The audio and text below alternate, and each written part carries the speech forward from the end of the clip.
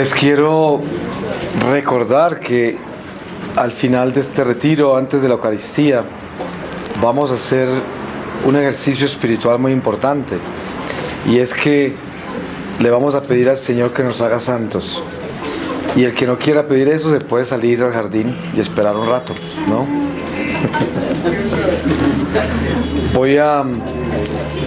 Se puede ir a tomar tinto, café. Vamos a prepararnos, la preparación mística para la pasión del Señor. Entonces le pido al Señor su santa palabra. Y les voy a leer a ustedes de la segunda carta a Timoteo, en el capítulo 2, en el versículo 14. Proceder para con los herejes. Dice así: estas cosas has de amonestar, poniendo a Dios por testigo. Huye de contiendas de palabras, porque de nada sirven sino para pervertir a los oyentes. Ponte en estado de comparecer delante de Dios como un ministro digno de su aprobación, que nada hace de que tenga motivo de avergonzarse, y que sabe dispensar bien la palabra de la verdad. Evita por tanto los profanos y vanos discursos, porque contribuyen mucho a la impiedad, y la plática de estos cunde como gangrena, y del número de los cuales son Himeneo y Fileto, que se han descarriado de la verdad, diciendo que la resurrección está ya hecha, y han pervertido la fe de varios. Pero el fundamento de Dios se mantiene firme, el cual está marcado con el sello de estas palabras: el Señor conoce a los suyos, y no se perderá uno de ellos. Apártese de la maldad cualquiera que invoca el nombre del Señor. Por lo demás, en una casa grande no solo hay vasos de oro y de plata, sino también de madera y de barro, y de ellos unos son para usos decentes, otros para usos viles. Si alguno pues se purificare de estas cosas, será un vaso de honor santificado y útil para el servicio del Señor, aparejado para toda obra buena. Por tanto, huye de las pasiones juveniles y sigue la justicia, la fe, la caridad y la paz con aquellos que invocan al Señor con limpio corazón. Las cuestiones necias y que nada contribuyen a la instrucción, evítalas, sabiendo que son un manantial de altercaciones.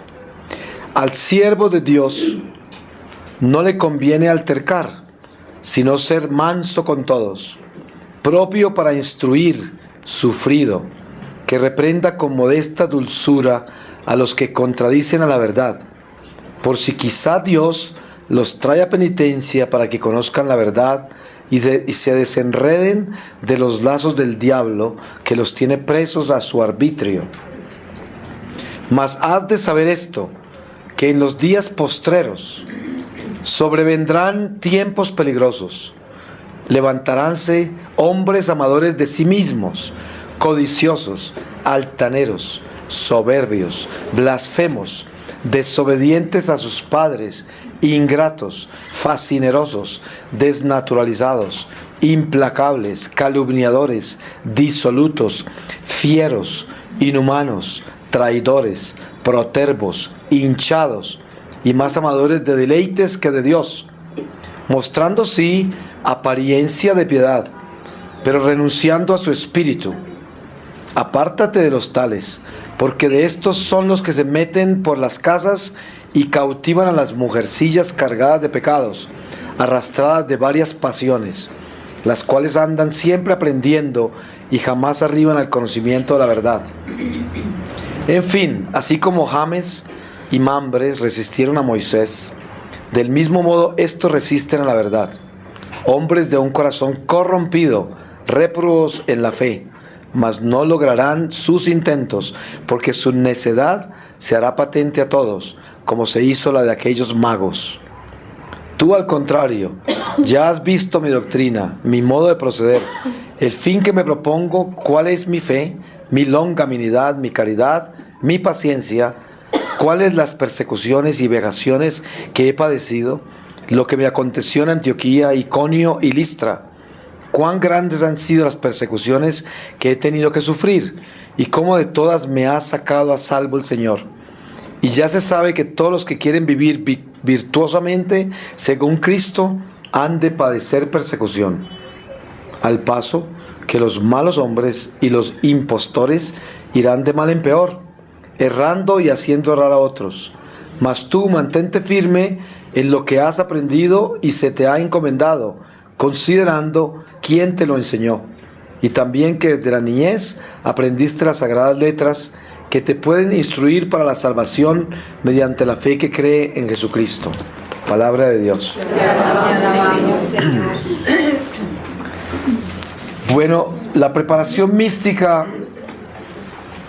para la pasión del Señor parte desde el propio principio de este retiro, porque todo esto está conectado para llegar a la muerte del Señor en la cruz, para que nosotros quedemos en la cruz con el Señor al terminar este retiro, y así podamos quedar en el vientre de la tierra, de la conversión nuestra, y resucitar con Él el domingo. Esa es la meta nuestra, si es que el domingo estamos acá. Pero si no estuviésemos acá y muriésemos esta noche o dentro de una hora, pues vamos a morir con una intención en el corazón, que yo había decidido hacerme santo. Y morir así es ser completado por el Señor al encontrarnos, porque sabía que lo que nos faltaba para alcanzar, nosotros hubiéramos querido tenerlos, pero no alcanzamos, pero tomamos la decisión, y eso nos redime a nosotros en Cristo, porque Cristo es el que completa lo que nos falta, y por eso se llama redención. Lo que no alcanza un hombre a alcanzar en la tierra, lo alcanza en el encuentro con el Señor, si verdaderamente lo deseó y si era su única meta, porque ese es el Padre bueno. El Padre bueno es el que tiene un hijo que lo educó en los caminos buenos, y cuando el hijo ya comienza a ejercer su profesión de la moral y los ejemplos que el Padre le dio, y comienza a ahorrar para comprar algo, y trabaja y ahorra, pero no le alcanzan los ahorros. Un día el Padre, después de ver todo el esfuerzo que ha hecho ese hijo, le pregunta: ¿cuánto tienes? Y le dice: tengo tanto.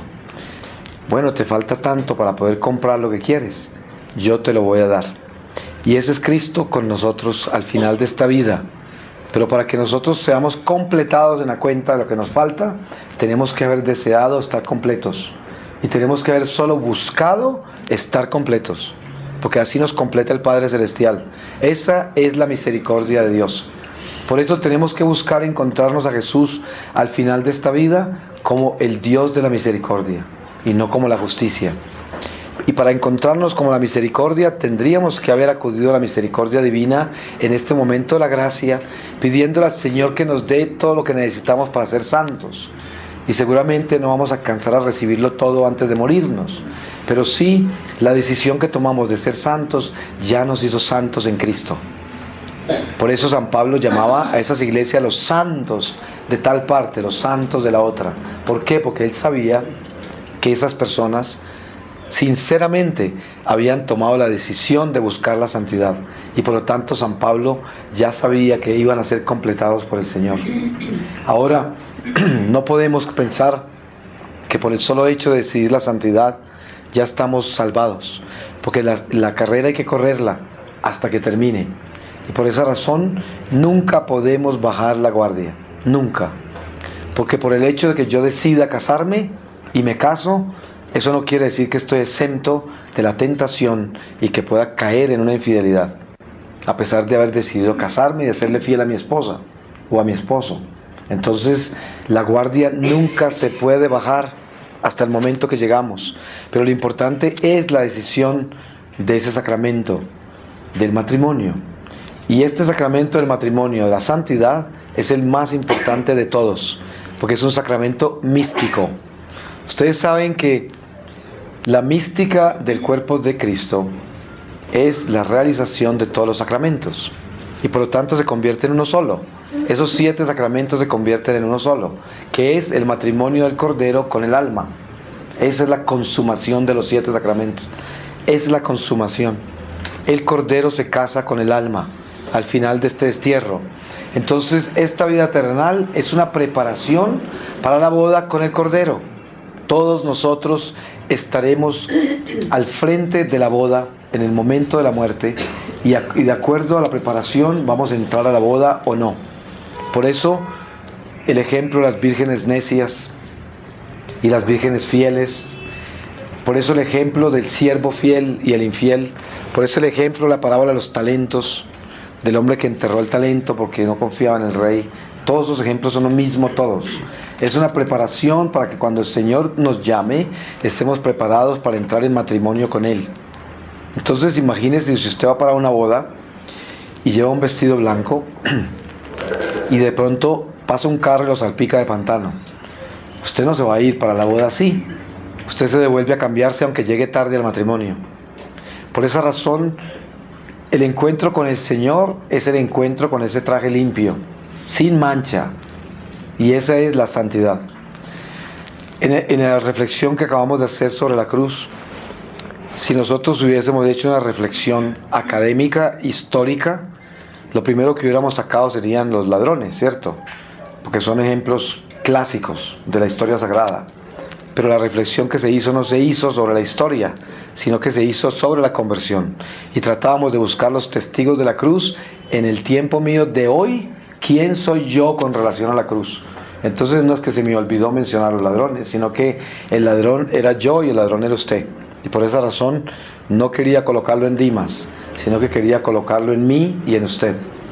Por eso hoy, en este momento de reflexión y preparación místicamente para la pasión del Señor, estamos hablando en los mismos términos, y esto no es historia sagrada, esto tampoco es una reflexión teológica de una enseñanza que yo estudié para enseñarles a ustedes, porque si alguna cosa saben ustedes es todos los pasajes de la pasión de Cristo, que todos nosotros somos católicos y de pronto hay alguien aquí que no es católico, no lo sé, pero uno asume que de repente sí.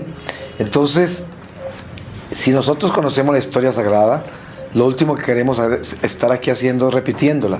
Lo que vamos a hacer acá es a compenetrarnos en este misterio de los pasos que ya conocemos, pero compenetrarnos en el Espíritu, en el Espíritu. Y en el Espíritu nos vamos a compenetrar en la mística de esta pasión del Señor. ¿Y cuál es la mística de la pasión del Señor? La mística de la pasión del Señor es, si yo creo que Jesús es el Señor, y si yo creo que Jesús realmente fue crucificado, ya comienzo a mistificar esa realidad. Porque miren que nosotros como católicos quizás nunca nos hemos detenido a pensar profundamente en nuestro corazón si yo creo que Jesús fue crucificado, si yo creo que Jesús es mi Señor, Dios mismo. De repente no, como lo que hablábamos antes, creo yo que Jesús está vivo en la Eucaristía. Ese es otro nivel, porque de repente yo creo que Jesús es Dios, pero de repente no creo que Jesús esté en la Eucaristía. Ese es otro paso, otra reflexión diferente. Pero esta, en la que estamos en este momento, tiene que ver con algo más que eso. Tiene que ver con yo realmente enfrentarme a una realidad transformante, mística. ¿Y cuál es la realidad transformante y mística? El pensar, creo yo que Jesús es Dios. Creo yo que Jesús se hizo hombre hace 2000 y tantos años y caminó por la tierra con un grupo de personas que no es que estuvieran locos, sino que esas personas vivieron con un hombre que podían tocar, que podían ver, y que era Dios mismo, a quien nadie podía ver, porque las Escrituras dicen, a Dios nunca nadie lo ha visto. Y por eso los protestantes, como perdieron la gracia de la interpretación de las Escrituras, dicen que nosotros hacemos imágenes que no debemos hacer, porque ellos no conocen el ritmo entre el Antiguo Testamento y el Evangelio, porque perdieron la gracia por culpa de la rebelión de estos monjes en la Reforma. Entonces, ¿qué sucede? Si nosotros entendemos de que cuando nosotros tenemos esta imagen de Jesús, este crucifijo acá, tenemos una imagen de un Cristo que San Pablo dice, San Lucas narra que San Pablo testifica y todos ellos sabían que el día de la ascensión de Jesús al cielo, solo ese día había más de 500 testigos que lo vieron subir al cielo. Ahora, ¿cuántos lo vieron a él durante 33 años? Muchos, muchos. Es un retrato hablado a través de la historia. Y él dijo, el que me ve a mí, ve a mi Padre. Entonces, están correctos los herejes al decir a nosotros que nosotros estamos haciendo cosas de imágenes falsas cuando nosotros estamos viviendo un retrato hablado de un Cristo que lo vieron personalmente. Solamente la ascensión al cielo, más de 500 personas. Entonces, no, están equivocados. Por eso se llaman herejes. Porque esos son los protestantes, son herejes. Entonces, ¿qué sucede?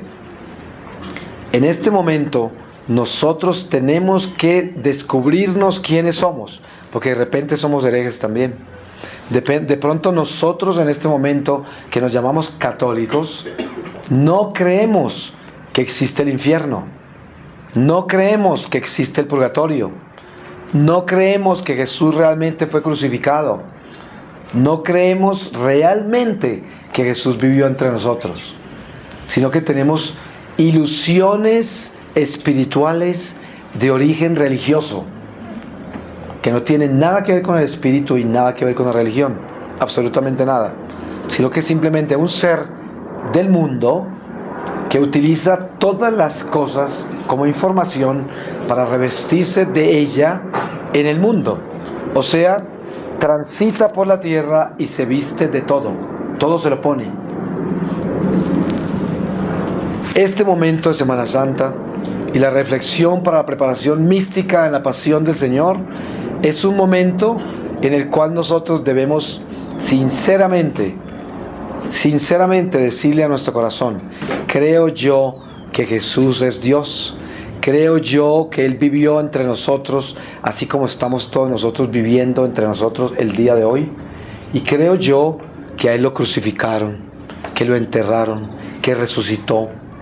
Creo yo todo esto. Creo yo que después se le apareció a San Pablo, después de que había ascendido al cielo y todo, se le apareció a San Pablo.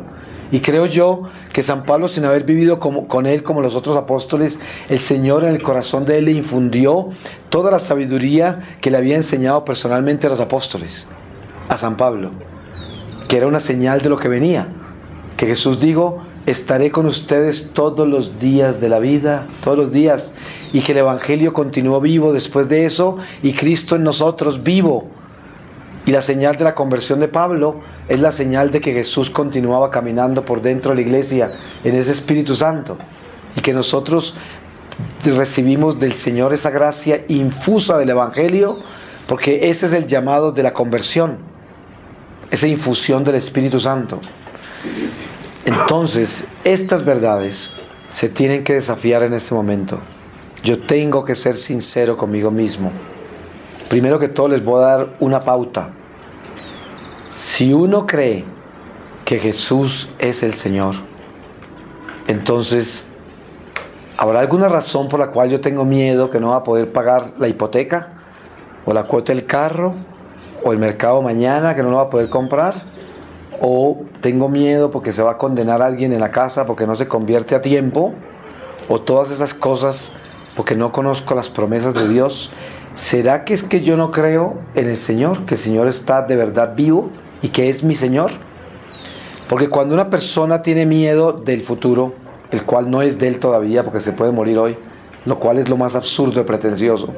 Cuando una persona tiene miedo, es porque no tiene al Señor. Si usted creyera que Jesús es Dios, ¿cómo puede justificar sus miedos? ¿Cómo? ¿De dónde lo saca? ¿De dónde saca el miedo? O sea, como dice el apóstol, no permitas que la ira te sorprenda con la caída de la tarde. Pero usted aplíquelo a todo. No permitas que tu miedo te sorprenda con la caída de la tarde. Es igual. Porque ¿sabe qué es el miedo? Negar la divinidad de Jesús. Porque si usted no cree que Jesús es Dios, entonces no cree que usted puede dominar el miedo. ¿No es verdad? Por esa razón, ¿dónde está mi fe?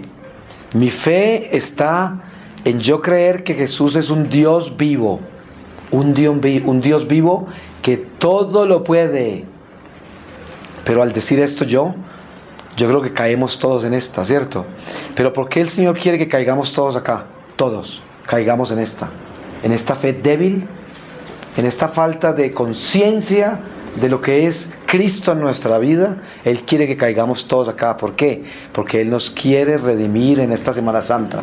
Por eso, porque Él nos quiere mostrar que nosotros somos nada, incrédulos, tibios, fríos, antitestimonio, todo eso, a pesar de todas las ideas que tenemos de nosotros mismos.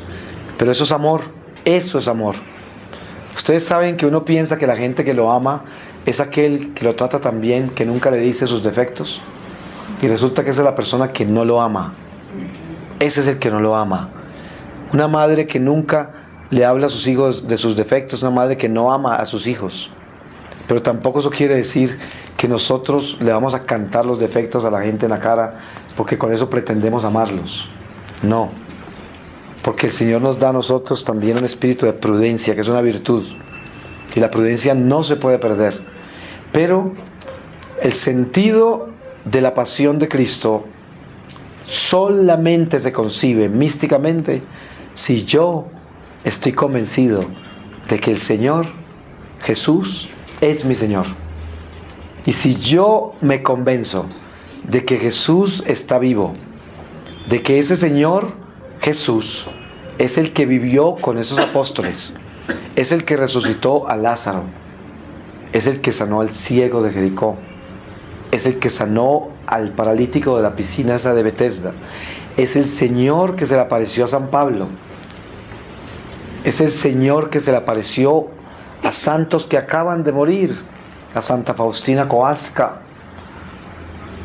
Es el Señor que se me apareció a mí. Es el Señor que nos llama a cada uno de ustedes, a cada uno de nosotros. Ese Jesús, si usted cree que ese Señor está vivo, que ese Señor es verdad y que es mi Señor, entonces que esa divinidad de Cristo se vea en mí.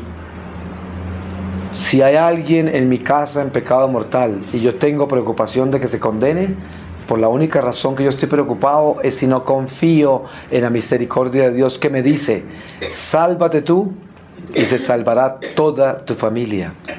Eso no quiere decir que se elevan al cielo como pollitos inocentes, ¿no? Porque de repente van a quedar muy chamuscados, pero al cielo llegan un día, porque se salvan en la luz que usted recogió por llenarse del Señor. Cuando una sola fruta de la rama de su familia se ilumina, le ilumina el camino a todos los demás, para que en el momento de la muerte se puedan parar en esa bola de luz que es usted y decirle sí al Señor a pesar de la oscuridad que llevan por el pecado en que vivieron. Eso es. Y entonces eso no quiere decir que entonces yo me voy a aprender a mi mamá que es tan santa y yo sigo haciendo lo que estoy haciendo para que la luz de ella me salve. Porque eso es lo que hacen los hijos calaveras y la gente mala de la familia. Cuando hay una tía santa, un hermano santo, alguien se la acerca y dice: ¿oraste por mí hoy? Sí. Dice: ay, lleva esta platica para que regales en la iglesia, reza por mí. Puros demonios, ¿cierto? Utilizando la luz de los demás. Vampiros, son vampiros de luz. Pero sin embargo el Señor es tan misericordioso que por la gracia de uno se salva a nosotros. Y fíjense que esa es la palabra de Dios. Cuando habla el profeta con el Señor y el Señor le dice: un solo justo en esa ciudad, con ese salvado a la ciudad. Uno solo. Pero miren que esta es la escuela de almas y aquí es donde nos formamos. Entonces no se trata de estar en clase tratando de pasar el grado, sino que se trata de estar en clase para graduarnos con honores. Eso es. El Señor no quiere que seamos estudiantes que pasan raspando, sino que el Señor quiere darnos la gloria plena, porque el Señor tiene todo y es el dueño de todo, y como hijos de Él recibimos todo, porque Él nos lo quiere dar todo entero, no un pedacito. Entonces la preparación mística para la pasión de Cristo comienza en: creo yo que Jesús es Dios, creo yo que Jesús se hizo hombre, que vivió entre nosotros, que fue juzgado, condenado a muerte, murió en la cruz, fue enterrado, descendió a los reinos de las tinieblas, se presentó como rey, resucitó, ascendió al cielo en presencia de cientos de personas y se sentó a la derecha del trono de Dios para servir ante el Padre como nuestro sacerdote supremo, como nuestro juez. Si yo creo en eso y creo que el Señor habita en mi corazón, cuando yo acepto esta verdad, cuando la acepto, también creo que es posible que al aceptar esta verdad el Señor habite en mi corazón. Si yo creo eso, esa es la mística de la pasión del Señor. Puedo compenetrarme en este momento místico de Semana Santa, porque estamos en medio de la pasión, estamos en ella, estamos en el vientre de la pasión, estamos dentro de ella. Y si ustedes creen que la liturgia es el cielo, porque lo es, y por eso es divina, y lo único que es divino es el cielo. La divinidad es celestial, esa es la divinidad. Entonces, si la liturgia es divina es porque es el cielo mismo. Y si yo creo que parte de la liturgia es la pasión de Cristo, entonces, al estar aquí sumergidos dentro del vientre de la pasión de Cristo en esta Semana Santa, ¿dónde estamos? Estamos en el cielo. Por eso el Señor nos ha acuartelado para meternos en el cielo, para ver si nos enamoramos de Él.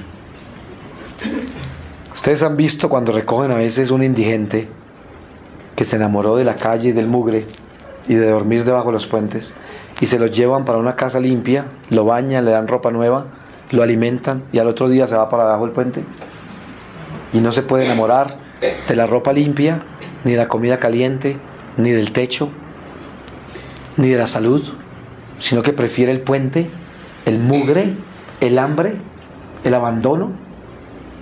Pues ese es el Hijo de Dios, a quien Él llama en una Semana Santa como esta, siendo indigente, viviendo en el mundo, debajo de los puentes de la putrefacción del pecado, y los llama y los mete dentro de esta casa limpia, la casa de la liturgia, de la pasión del Señor, y lo mete ahí, le cambia la ropa, le da comida,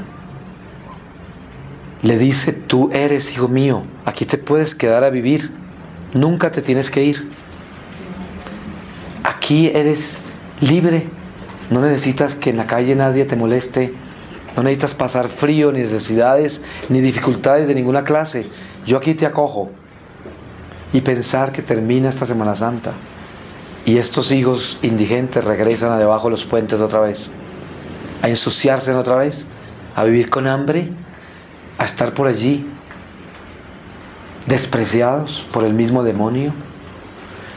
Y eso es lo que el Señor quiere que nosotros entendamos en este momento, que vivamos esa pasión de Cristo místicamente, que es un Cristo vivo, un Dios verdadero, por el cual yo testifico con mi vida que está vivo, porque yo lo he visto.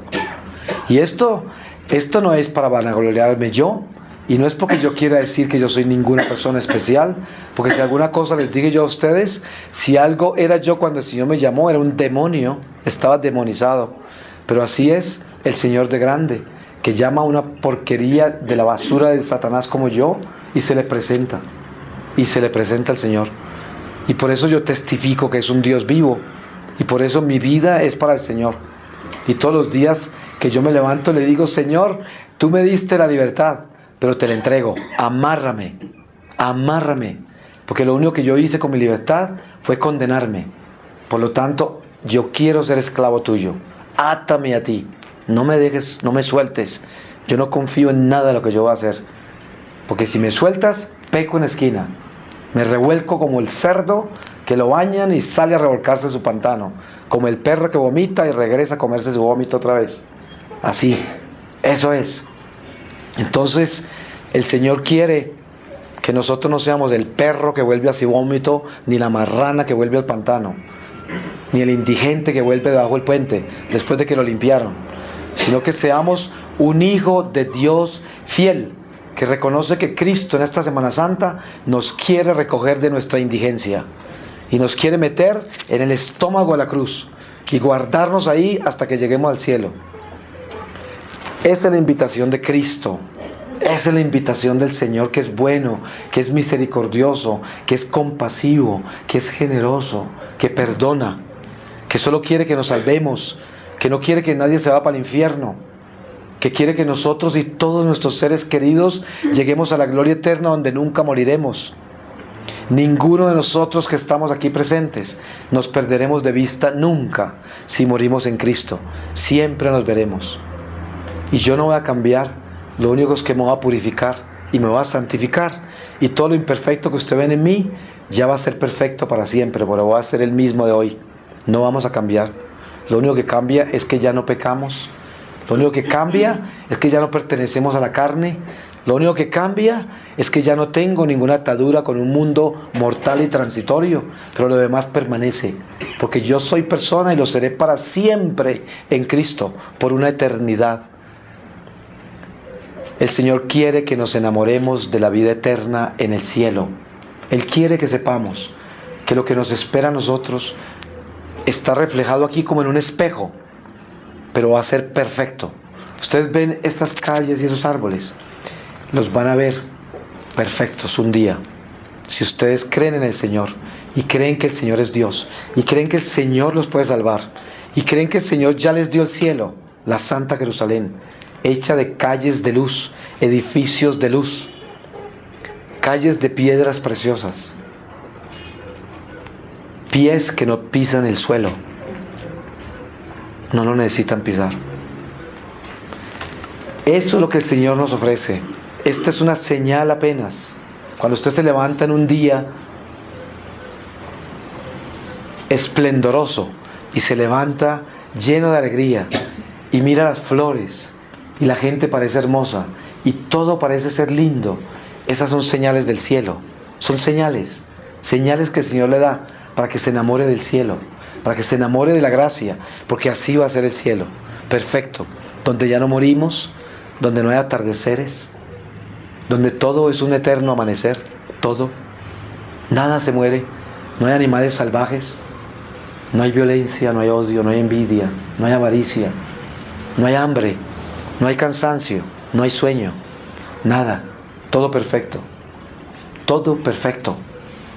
Y usted y yo seguimos juntos, nos seguimos viendo, somos amigos, somos hermanos, somos el pueblo de Dios. Y ya no tenemos relación de carne y sangre, porque no vamos a ser hombre ni mujer, sino espíritus de Dios, como ángeles. Y esa es la invitación del Señor en esta Semana Santa, a que dejemos de ser indigentes, a que nos salgamos de debajo de los puentes de este mundo, y a que dejemos de comer mugre y hambre en la calle, y nos vengamos a comer el manjar celestial, el cuerpo y la sangre de Cristo. Eso es lo que Él quiere, y nos lo está dando enterito a cada uno de nosotros. Y yo sé que es verdad, yo sé. No cambiemos a Dios por estos placeres temporales, no lo cambiemos. Mire, el Señor está vivo para mostrarnos de que esto se va a acabar, esto se va a acabar. Mire usted lo horrible que es la fornicación. Usted fornica y se divierte por 5 minutos, 1 hora, digamos que se divirtió 3 horas o un día entero, y después le queda un vacío increíble en su corazón, porque parece que le hubieran destruido algo por dentro, porque mató el amor de Dios. Por eso, y usted cree que por ese placer temporal tan horrible, tan animalístico, vale la pena perder la gloria eterna y perder la visión eterna de Dios y de sus seres queridos. No vale la pena. No vale la pena robar para perder al Señor. No vale la pena mentir. No vale la pena odiar. No vale la pena mantener estos resentimientos en el corazón. No vale la pena. Nada de eso vale la pena.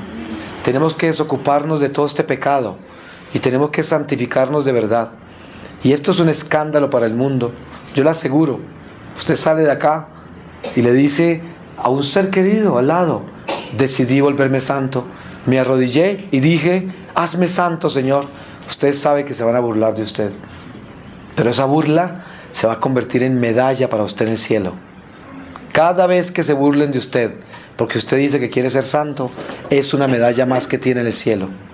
Los tesoros que se acumulan en el cielo son las humillaciones que recibimos en la tierra. Esos son los tesoros del cielo. Cuando nos humillan y nosotros glorificamos a Dios, porque decimos, me merezco algo peor. ¿Quién soy yo para merecerme que me amen, que me respetan? ¿Y cómo van a creer que yo me voy a volver santo si yo he sido una porquería? Razón tienen de burlarse de mí. Pero esa burla me santifica, esa burla me purifica, esa burla me edifica, porque esa burla me recuerda quién he sido yo. Y tienen toda razón en burlarse de mí. Tienen toda razón. A mí, mire, yo predico como predico hace 8 años y recorro la tierra entera y ni siquiera sé cómo sucede esto. Me recorro por los 5 continentes, paso yo. ¿Y ustedes creen que eso tiene explicación? No, solo porque el Señor lo quiso así. Y hay gente que me persigue y dice, ese del que dijeron esto, del que hizo esto, del que pasó aquello, ese mismo, ese demonio, a este fue el que el Señor escogió. Eso, ese mismo. Y eso le doy gracias a Dios cada que me recuerdan eso, cada que me dicen quién era yo. Gracias, Señor, por recordarme la suciedad y la putrefacción que pude haber sido yo. Y muchas de las cosas que me gritan son mentiras, pero no importa, porque si no las hice, me las imaginé. Y si no las alcancé a hacer, fue que no tuve tiempo. Sí, entonces me declaro culpable de todas ellas. Me declaro culpable de la calumnia que me han hecho. Claro, porque yo soy capaz de hacer cosas peores. Entonces sí, yo admito, aunque digan mentiras de mí, las acepto como verdades, porque en mí tengo la capacidad de hacer de todo lo que me juzgan. Por lo tanto, ¿de qué me preocupo yo? Si yo he sido el peor de todos. Entonces no me asustan que hablen de mí. Lo que me asusta sería que yo fuera un antitestimonio de lo que yo vi y lo que me cambió. De eso sí me asusta a mí, que me encuentren a mí haciendo lo que no debo hacer hoy cuando el Señor me cambió. Eso sí me da miedo, porque si usted me viene a acusar de que hoy yo estoy haciendo las cosas de las que me acusaron que hacía ayer, eso sí me da miedo a mí, porque a eso sí le tengo miedo, porque ese es el temor de Dios, ese es el temor al pecado. Y de eso sí, yo quiero correr, quiero huirle a eso. Pero mi pasado, ojalá que me lo sacaran al aire todos los días, porque eso me purifica a mí. Eso me purifica. Eso no me deja olvidar quién era yo. Eso. Y no porque tenga culpa, porque yo no creo en eso, porque el Señor me sanó de la culpa, pero porque me arrepiento. Porque yo me arrepiento y porque me duele todo el mal que he hecho. Me duele. Me duele en el fondo de mi alma lo malo que fui. Y lo malo que puedo ser. Eso me duele mucho a mí. Entonces, el Señor en este momento nos trae a nosotros a sumergirnos en el vientre de esta liturgia, para que nosotros ahí nos quedemos quietos y dentro de esa liturgia entremos al cielo con Él. Y esta es la oportunidad de Dios con nosotros y la de nosotros con Dios, para que nos unamos, pero como uno solo. Para que ese Señor comience a vivir en nosotros y nosotros en Él, y siendo uno solo comencemos a hacer luz para el mundo. Este mundo está lleno de demonios como nunca antes había estado. ¿Y sabe dónde habitan los demonios? En el corazón de la gente. En el corazón de la gente. ¿Y sabe quiénes son esas personas? Nuestros hermanos y hermanas, y en muchos casos hasta de sangre. Entonces, por esa razón, nosotros tenemos que volvernos santos. No tenemos otro camino, a no ser de que usted quiera ser un demonio más en la tierra. No, nosotros somos llamados a ser santos, porque es que ahí está lleno de demonios esto, y tenemos que limpiarlo. Ustedes saben lo que es un santo. Un santo, cuando camina, huyen todos los demonios. Si en su casa los corazones están llenos de demonios, si usted se santifica, ¿usted qué cree que va a pasar? ¿Qué cree que va a pasar? ¿Ustedes creen que esos demonios van a poder seguir viviendo en su casa? No se resisten. La santidad suya no se la resisten. Y los prisioneros van a ser liberados por su santidad. Por eso, la liberación de los presos no es con predicar y no es con proclamar. La liberación de los presos es con traer a Cristo, porque Él es el que los libera. ¿Y cómo lo puede traer usted? Santificándose. Porque la única manera que se santifica es trayendo al único que es santo, a Dios. Esa es la santificación. Dios en mí. Dios en mí. Esa es mi santidad. Y ese santo santifica todo alrededor mío. Todo lo santifica. Y tenga la seguridad que si no lo santifica en mis ojos humanos, lo santifica en la gloria eterna. Porque si yo no puedo ver que los prisioneros se liberen en mi presencia, en este corto tiempo terrenal, tenga la seguridad que se van a santificar en presencia suya en el Espíritu, porque va a ver la gloria de Dios en su santidad, y va a ver cómo Él es fiel, y Él mantiene todas las promesas que hace. El Señor mantiene su fidelidad. Él dice: hazte santo tú, y se santificará toda tu familia. Todos se salvarán, todos serán santos al final y entrarán al cielo, y cada uno pagará lo que tiene que pagar, porque el Señor dice que estaremos en la cárcel hasta que paguemos el último centavo. Ese es el purgatorio, pero nos salvaremos por la luz del Santo. Voy a pedirle al Señor su palabra, porque siempre con esta palabra que se abre llega el Espíritu Santo, y con la palabra que se cierra se queda el Espíritu Santo en el corazón. San Lucas 5:1. La pesca milagrosa.